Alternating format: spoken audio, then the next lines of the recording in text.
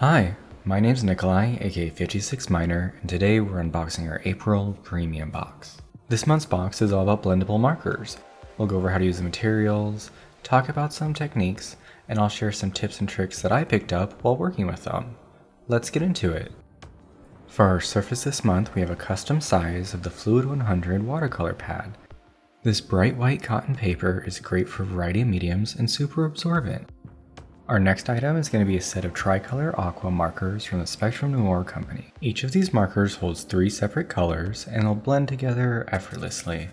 This month, let's draw some fruit to familiarize ourselves with our markers. I'm going to start with that rose pink and draw a kind of slanted heart shape for a strawberry. Because our markers are water soluble, we'll have minimal streaking and we can blend and mix our colors. Next, I'll do a quick banana using that tulip color.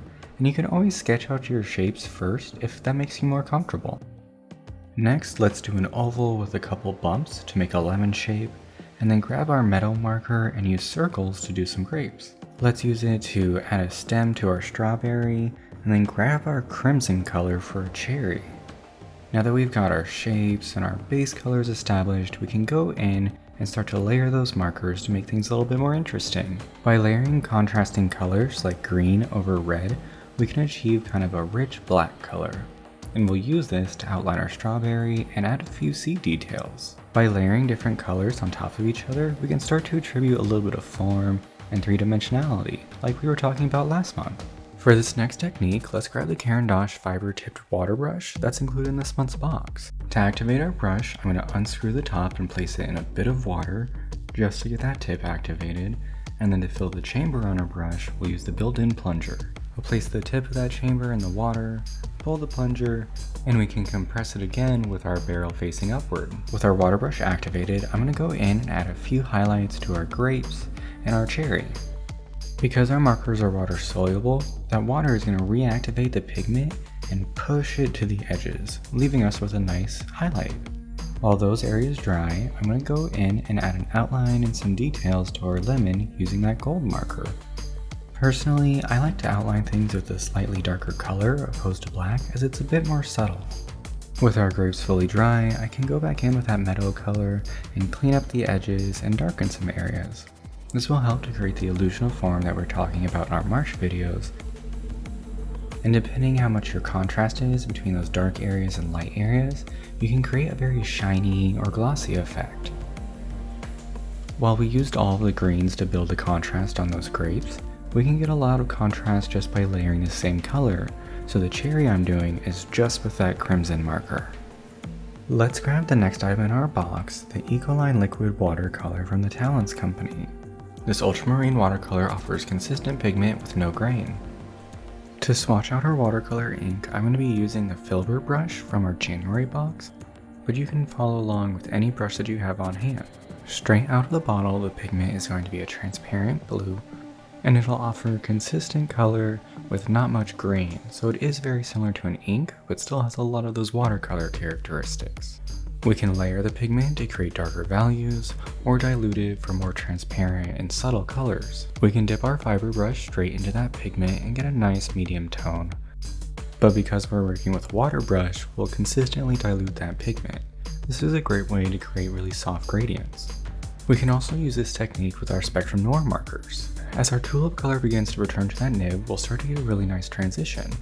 Try using this technique with the other markers in our set.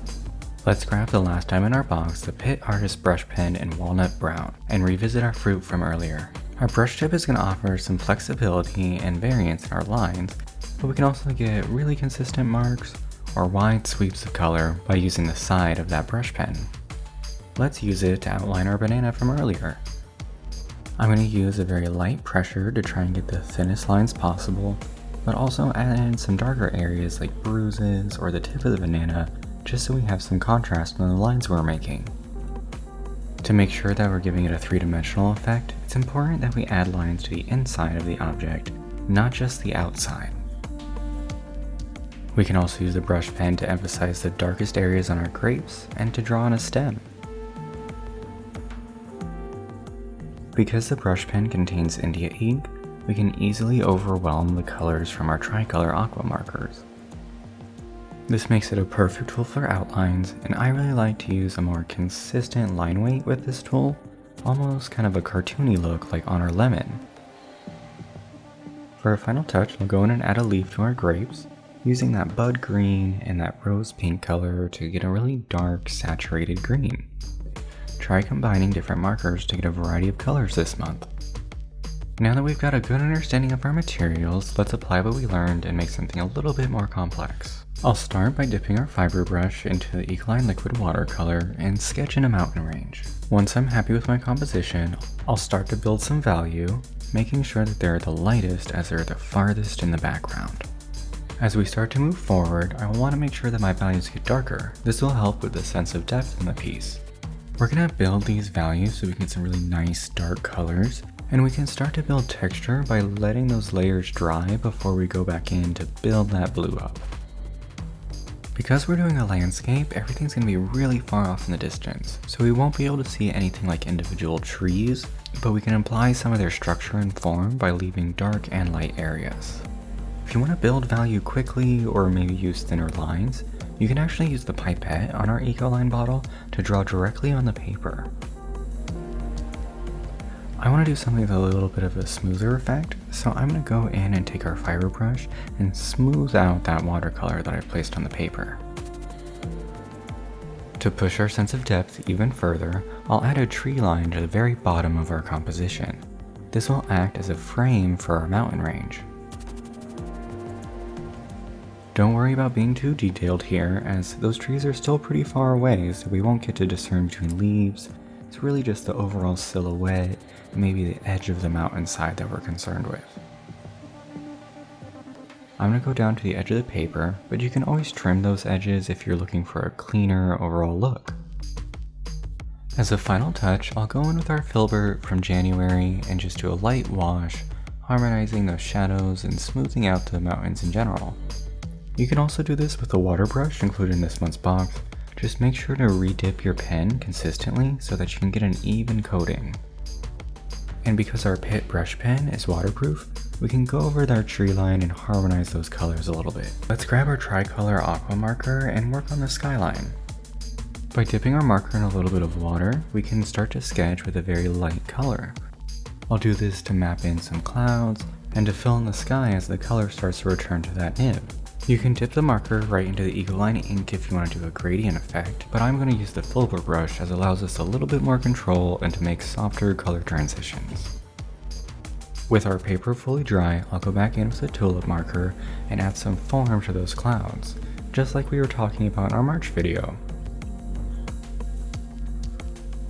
As a final step, I'll go in and add some clouds in the distance, just using that tulip marker, and clean up some areas in our sky. That's it for this month's video. Hope you enjoyed it, learned a few things, and if you post your work online, make sure you use hashtag SketchBoxApril. We love seeing what y'all create each month. And if you want to check out any of our previous videos, head over to our YouTube channel where you can like and subscribe. And I'll see you next month.